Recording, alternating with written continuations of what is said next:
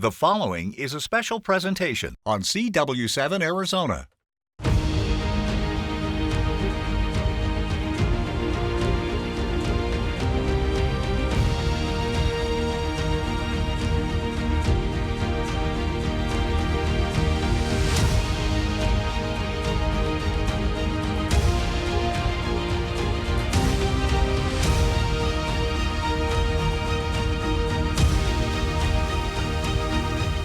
Welcome to Before You Vote. I'm Mike Broomhead. The CW7 special program is here to help you, the voter, understand the 2024 primary election. We'll be talking with candidates and data analysts to give you insight into who and what is on the ballot. Now, today on the show, we're taking an overview look at the upcoming election season. In just a few, we sit down with political strategist from HighGround, Chuck Coughlin, and political strategist from Lumen Strategies, Stacy Pearson. We're going to look at how they think this election season will play out right here in Arizona. Then, Mike Noble is here to talk about how voters in Arizona are feeling when it comes to the U.S. Senate race. Will Kari or Ruben Gallego be a shoo-in for Arizona's U.S. Senator seat? Find out that and a lot more. We're bringing you all the information you need to know next. We'll be back here in exactly 60 seconds.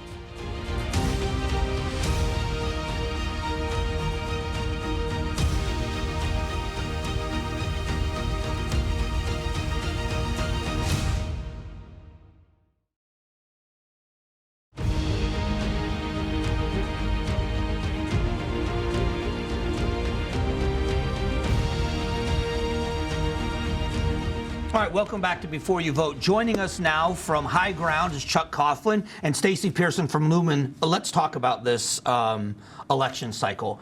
It's very strange. I want to talk about the presidential preference election. In Arizona, is it going to matter? I mean, by the time it gets here, does it even matter? No. Nope. It's all over. We got more time than this. If Donald Trump or Joe Biden pop the champagne, you're good to go. Yeah. It's just drama about turnout now.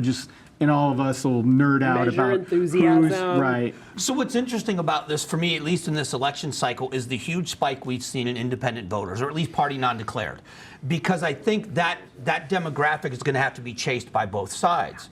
So how does either side, let me start with you, how do the Democrats, from the presidential side of things, how do they chase that independent vote? Oh, they have to stay in the middle. They have to continue to talk about issues that matter to those folks. We have hundreds of thousands of new voters in Arizona since the last presidential election. Right. We have an entire city in North Peoria, right? We've got Vistancia, we've got, it's the Anthem, all of these huge communities, Southeast Valley too, those folks moved from California. We know where they came from, right? California, Oregon, Washington, the Rust Belt, and they intentionally registered without a party designation.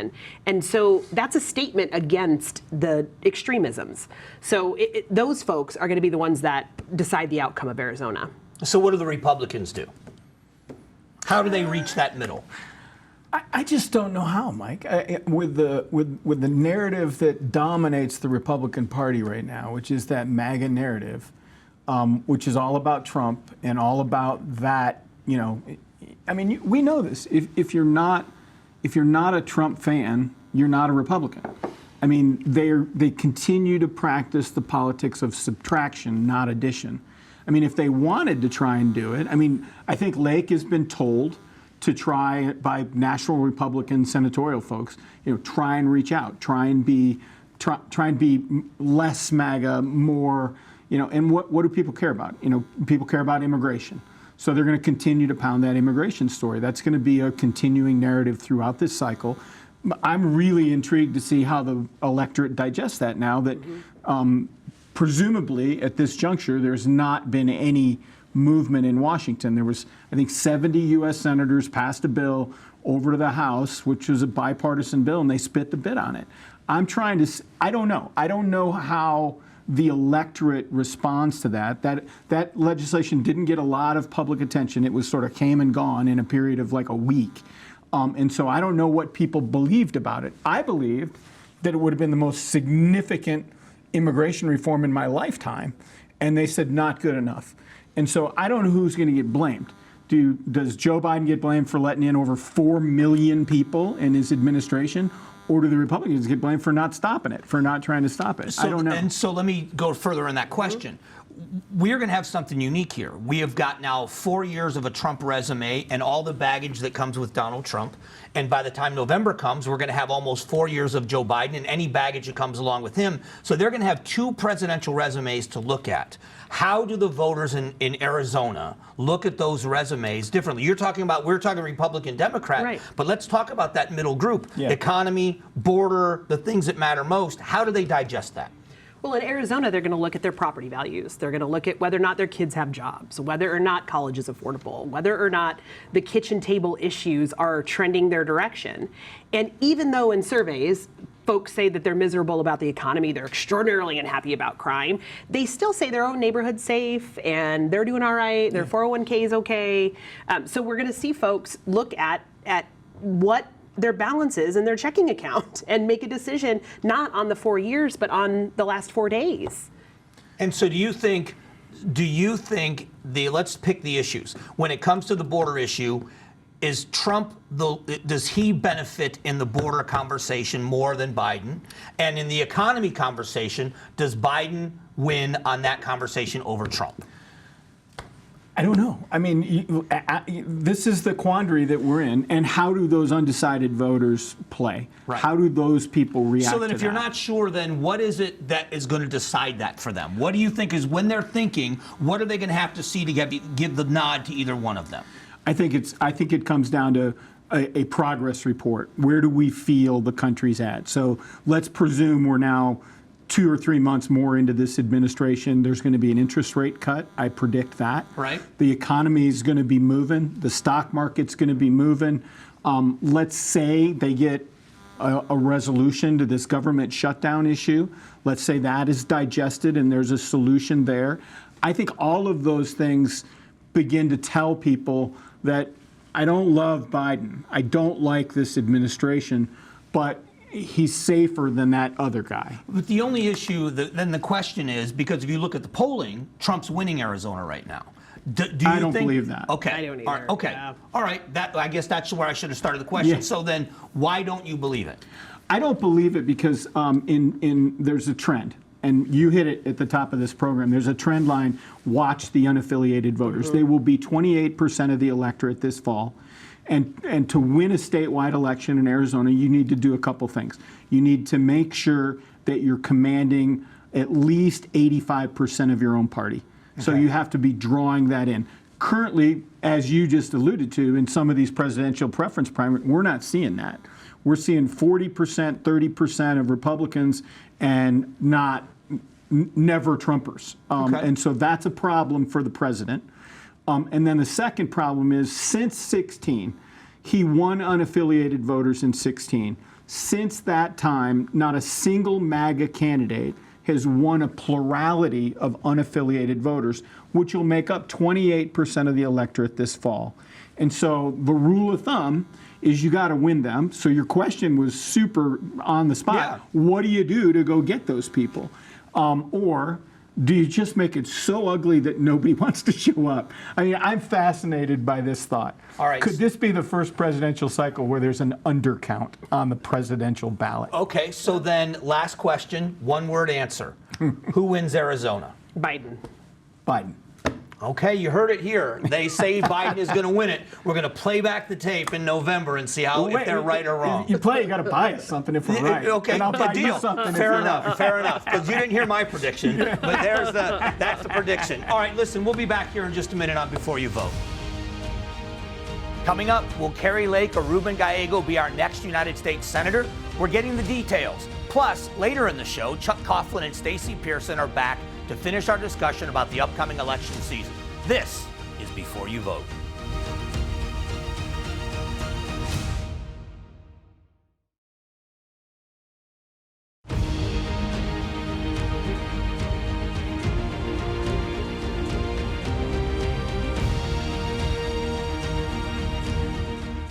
Welcome back to Before You Vote. This is our Tracking Arizona segment where we look at the data and how voters are feeling. Joining us from Noble Predictive Insights is Mike Noble. Mike, welcome back. Mike, thanks for having me back. You take a look at, in your last data, your last polling, you're taking a look at the Senate race on the Republican side. Let's look at this data. It looks to me like Kari Lake has a pretty big lead. Is this race over? This race is pretty much all but over. The only thing left to do is someone just needs to let Mark Lamb, Brian Wright, and George Nicholson know that. And so right now, Kari Lake, with Blake Masters dropping out of the race, she's now above that 50% threshold at 54%, and there's only 17% undecided. So essentially, it's Kari Lake's to lose, and it looks like she's going to run away with this primary unless something big changes soon. So with 17% undecided, is that number at this point in the election cycle normal? Is it abnormally low? Is it higher than you would expect it to be? Where does that fall? It's actually abnormally low. Actually, because at this point in time, typically you'll have about 35% that are undecided, and it's about half of that right now. And I think it's mainly due to Kari Lake has such high name ID and so well known in Republican circles. Is that also a byproduct of her running for governor in a statewide race just a couple of years ago? Absolutely. Not only her run for a statewide office, also a lot of money was poured into it, and there's a lot of earned media around it. So let me shift just your attention for a moment to the general election, because when you look at the data, she trails Ruben Gallego in that race. But interestingly, Donald Trump leads as the Republican over Joe Biden. Now, isn't it normal that at the top of the ticket, if they're voting Republican, they vote down ticket the same way?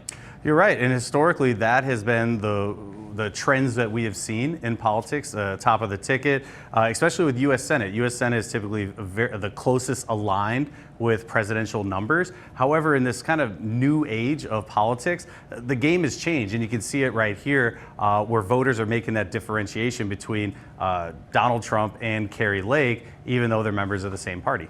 So what does that mean for the general election with Kari Lake having this lead? Does it help her to have the race continue, or does it help her to have this primary end so she can focus on the general?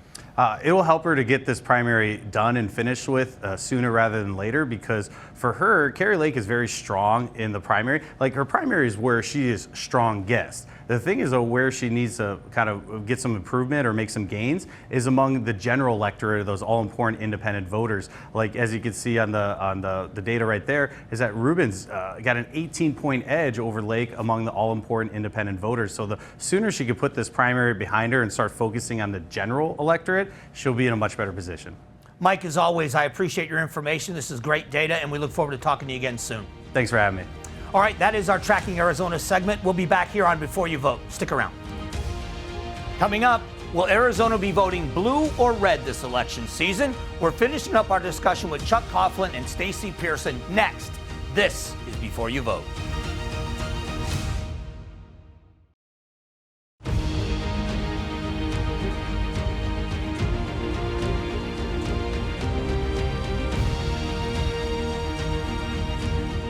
All right, welcome back to Before You Vote. We're back with Chuck Coughlin and Stacy Pearson. Let's go to you, Stacy. We didn't get an answer as to why. You both said you think Biden is going to win Arizona. What makes you believe that? I think it's going to come down to the nuclear codes. And I know that sounds crazy, but can you give that man the nuclear codes back? And the answer is no. We have a large military population. Trump is terrifying when it comes to foreign policy. Is it a fair criticism to say people have the same concerns about the current president? Certainly they have concerns about his age, but that man respects the military. He lost his son following military service. There is no way he is going to take lightly putting American men and women in harm's way. Okay, let's shift, because there's an interesting dichotomy that's happening. We've got, in the presidential primary, at least right now, you've got the former president winning Arizona, the Republican. But when you look at the Senate race, you've got Kari Lake, who is the presumptive nominee, losing to Ruben Gallego. So you would think down ticket, it would benefit her having, the Republican winning. Why do you believe that's happening? Well, I think... And do you believe it's accurate? Because you don't believe the presidential thing is accurate yet. I don't necessarily believe that the Senate polls are particularly accurate. Okay. I think folks are still waiting to see what Senator Sinema does. Okay. But more than that, it's very difficult for any candidate on the right or the left to win statewide after losing statewide. Ask Martha McSally, right? It's hard to recover after you've already lost. And Kari Lake certainly has not gotten any more sane, any more moderate, any more appealing to a broader audience. Yeah, I would add to that here's the difference, I think. is that Lake has a fully occupied canvas. People know her. They've experienced this candidate for the last cycle and now into this cycle. And her narrative is well established. We know who she is. That cannot be said about Gallego. Gallego represents the smallest congressional district in Arizona. I mean, we all know, but he was my congressman. He for was a while. overly active on Twitter for a long time and picking fights. He's not doing that anymore. He's filling in his largely blank canvas. People don't know him yet, and he's filling in that canvas for them as what Stacy put earlier, is a center-left Democrat, not a leftist, not a progressive, but he's filling in that canvas in a way that represents the larger electorate. So when you look at the head-to-head matchup, because what I've seen some of the things that he's doing, and he is doing what I think is the right thing. I'm a veteran. I am Arizona. Right. I think that's a smart way to go. But he hasn't been attacked yet. Will those attack ads will they work when someone talks about his record and accuses him of being too far left? Will that win with some of those centrist Democrats or centrist independent voters? It's going to be a popularity contest, of course, but then you're also looking at things that actually make a difference to Arizona women in particular. And we know where Kari Lake stands on abortion. And so if it's going to come down to some of those really important issues, and assuming abortion makes the ballot, we're going to have a large population of crossover voters, women, registered Republicans, Mormon women, who also believe in reproductive rights. And so those kinds of things, I think, are going to help Congressman Gallego out more than and hurt Kari Lake. Well, I'm glad you brought that up, but let me ask you this too. Do you believe that the abortion topic, the reproductive rights, is going to be a big issue with everything else on the ballot, or do you think that's kind of down the list? Nope, it's going to be a big part of the narrative. It is. Yeah. It's such a significant issue. Because it's not really being talked about right now. Everything is border, Yep. and we say economy, but it's really border and inflation seem to be what's sucking all the air out of every conversation. Would you agree with that? I do, but you have this IVF, that decision that's now going to be presented. All of these reproductive issues are going to be top and center, and women know that the only way to protect their reproductive rights is to put it in the Constitution. That's the only bulletproof way of doing that. And I think there's a massive amount of energy in that movement to do that. Well, I got to tell you, I could talk with both of you all day long. Very quickly, though, where should voters be looking right now? What should they be looking at right now before they make their decision going all the way down the road? Right now, I think they need to look at actual policy that's been voted on. Go to the congressional sites. Go look at what's actually happening. Stay off social media. Twitter's exactly where, or X is exactly where not to go. I'd say the same thing. I mean, I had a conversation with my colleague at work today who was telling me about a poll. And I'm like, where'd you get that? And he goes, well, it was on Twitter. And I said, breathe. I said, just breathe. Pay attention to the overall narratives. Pay attention, and at the end of the day, vote for the person who you think makes you feel best. You know, if it makes you feel positive about the country. I know there's not a lot of that right now, but try and feel your way through that. It's not all negative all the time. You're going to hear a lot of negativism in this cycle. All right. I would ask that voters not be sucked into that. All right, they are the experts. Thanks, both of you, for doing this. We'll be back here in just a moment with more of Before You Vote.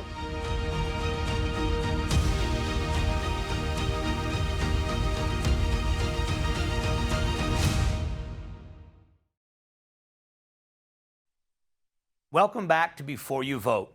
Thank you to political strategists Chuck Coughlin and Stacy Pearson, as well as pollster Mike Noble for being a part of today's show.